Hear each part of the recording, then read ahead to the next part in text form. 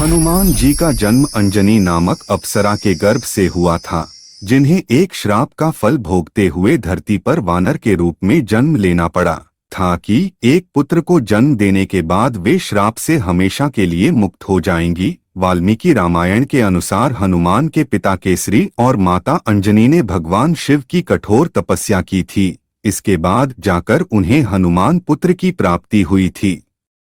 पौराणिक कहानी में जिक्र इस बात का भी मिलता है कि जब मारुति वन में अंजनी को जिसके बाद अंजनी गर्भवती हो गई थी। इस प्रकार पवन पुत्र हनुमान ने जन्म लिया। एक कथा तो यह भी कहती है कि महाराजा दशरथ ने पुत्र प्राप्ति के लिए यज्ञ का आयोजन किया था। उस समय तीनों रानियों को पुत्र प्राप्ति के लिए खीर खिलाई गई थी। उस खीर का एक भाग कौआ अंजनी के पास ले गया। मां अंजनी ने उस खीर को प्रसाद समझकर चख लिया, जिसके बाद हनुमान ने जन्म लिया। हनुमान जी को बालाजी इसलिए कहा जाता है क्योंकि कई जगह हनुमान जी के बालपन की पूजा अर्चना की जाती है। इसके पीछे भी एक कहानी प्रचलित है, जिसके अनुसार भगवान श्री राम आज से 500 वर्ष पूर्व कलयुग की धरती पर आए थे। उन्होंने हनुमान जी को यहाँ लोगों के दुख दर्द दूर करने का आदेश दिया था।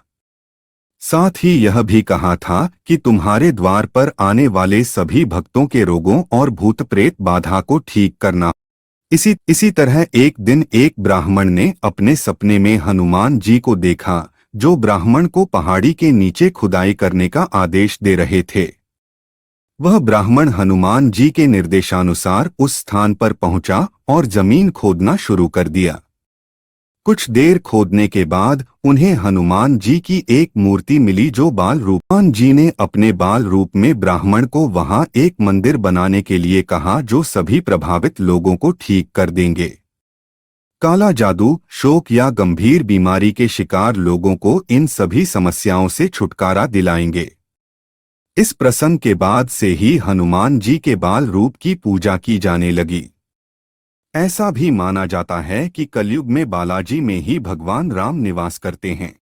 उनका बाल रूप है, जबकि हनुमान उनका प्रौढ़ावस्था रूप है।